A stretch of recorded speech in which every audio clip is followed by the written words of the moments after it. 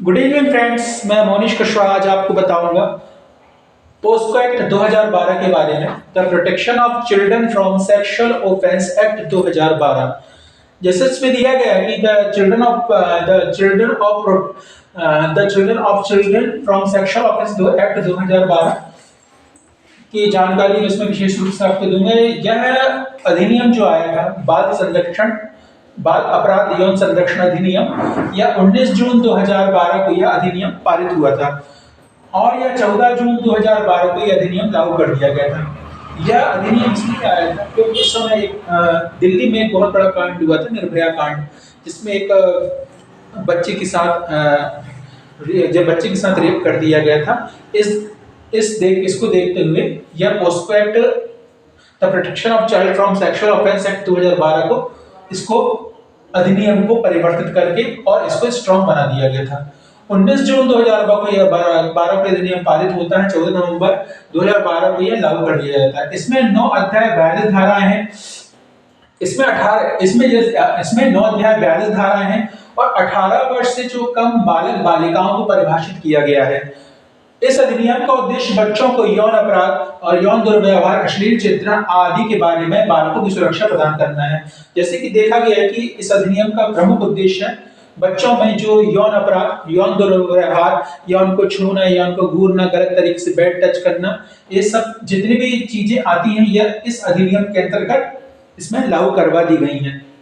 इसके अब हम आते हैं प्रमुख तथ्य के बारे में। किसी बच्चे के साथ यौन शोषण हुए इसकी जानकारी निकटवर्ती थाने में न देने पर 6 माह का कारावास। जो बुलेट पॉइंट इसमें दिया गया है, किसी बच्चे के साथ यदि यौन शोषण हुआ है तो उसकी जानकारी निकटवर्ती थाने में यदि बाजू वाला व्यक्ति नहीं देता है या उसकी जानकारी बाजू वाला व्यक्ति नहीं देता, उसको पता होते हुए भी, तब भी उसको 6 माह का कारावास या दंड दिया जाएगा। किसी बच्चे के साथ यौन अपराध होता है तो साक्ष्य 30 दिनों के अंदर प्राप्त किए जाएंगे। यदि किसी बच्चे के साथ यौन अपराध होता है या उसको किसी बालक या बालिका के साथ 18 वर्ष की उम्र की बच्ची के साथ अपराध होता है तो वह 30 दिनों के अंदर इसकी जानकारी 30 दिनों के अंदर प्राप्त की जाएगी। इसकी जो साक्ष्य 30 दिनों के अंदर पुलिस को साक्ष्य जुटाने पड़ेंगे। स्थानीय पुलिस स्टेशन विशेष पुलिस यूनिट द्वारा इसकी जांच कराई जाएगी। जिस क्षेत्र में यह अपराध हुआ है तो वह उस क्षेत्र में स्थानीय पुलिस स्टेशन और विशेष पुलिस यूनिट के द्वारा इसकी जांच कराई जाएगी। यदि कोई व्यक्ति इस अधिनियम का दुरुपयोग करता है तो उसे 6 माह का कारावास या गलत शिकायत दर्ज करता है तब भी उसको 6 माह का कारावास होता है। यदि इस अधिनियम का कोई व्यक्ति दुरुपयोग करता है, इन द सेंस यदि कोई व्यक्ति किसी 18 वर्ष से बालक या बालिका है, उसकी गलत शिकायत दर्ज कराता है, व्यक्ति गलत शिकायत दर्ज कराता है, तो इसके अंतर्गत यदि एक्स व्यक्ति ने वाई व्यक्ति गलत शिकायत दर्ज कराई है और यह जांच में गलत पाया जाता है तो उसको 6 माह का, एक्स व्यक्ति को 6 माह का कारावास और 6 माह कारावास होगा। 24 घंटे के अंदर बालक बालिका अपराध होने पर इसकी सूचना विशेष न्यायालय बाल कल्याण समिति को दी जाएगी। यदि किसी बालक या बालिका के साथ अपराध होता है या यौन दुर्व्यवहार होता है तो इसकी सूचना विशेष न्यायालय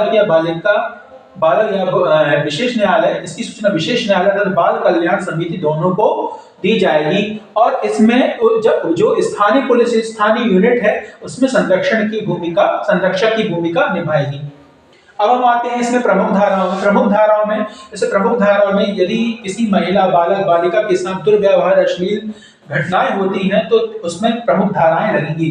जैसे 354 महिला बालक बालिका के साथ यौन संबंध बनाने का प्रयास करता है तो उस पर विशेष रूप से 354 के दायर होएगा तथा इसमें 1 वर्ष से 3 वर्ष का कारावास। यदि कोई बालक बालिका कोई व्यक्ति घूरता है या उस पर किसी प्रकार का असॉल्ट करता है तो उस व्यक्ति को 1 से 3 वर्ष का कारावास होगा।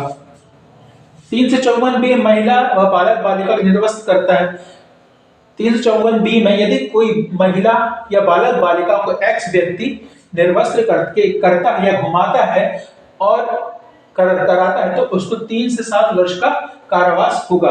354C में ताक झांक करने पर, छिपकर फोटो लेने पर, जैसे कोई एक्स व्यक्ति किसी महिला या किसी बालक बालिका की नहाते समय या कोई भी वस्त्र कपड़े चेंज करते समय किसी मॉल में या किसी स्थान पे या किसी सामूहिक स्थान पे या वस्त्र परिवर्तन करते हुए उसकी फोटो लेता है, फोटो तक लेता है, तब भी 354 सी उस पर धाराएं लगेंगी और इस अपराध के लिए उससे 3 से 7 वर्ष तक का कारावास इसमें भी होगा। 354D में बालक बालिका महिला से संपर्क बनाने का प्रयास करता है या घूरता है। यदि 354D के अंतर्गत बालक या बालिका महिला के साथ कोई एक्स व्यक्ति संपर्क बनाने का प्रयास करता है या उसको घूरता है या फिर उसका पीछा करता है या उसे किसी प्रकार से ब्लैकमेल करता है या उसे किसी प्रकार से परेशान करता है तो उस पर 354D लगेगा। यह कुछ प्रमुख तथ्य हैं जो मैंने आपके सामने प्रदर्शित किए हैं और प्रमुख जानकारी जो आपके सामने दी है। The protection of children from sexual offence act 2012 के तहत आगे बहुत सारी अच्छी जानकारी लेकर आऊंगा। आप मेरे वीडियो को लाइक और सब्सक्राइब करिए। धन्यवाद। यदि आप और अच्छी जानकारी लेना चाहते हैं और विस्तृत रूप में जानकारी लेना चाहते हैं तो वो भी जानकारी मैं आपको दूंगा, लाऊंगा, बहुत अच्छे सिस्टमेटिक बना के लाऊंगा। मेरे पास संसाधन कम है इसलिए ऐसी अभी वीडियो बना दिया हूँ और अच्छे से इसको बनाऊंगा। धन्यवाद।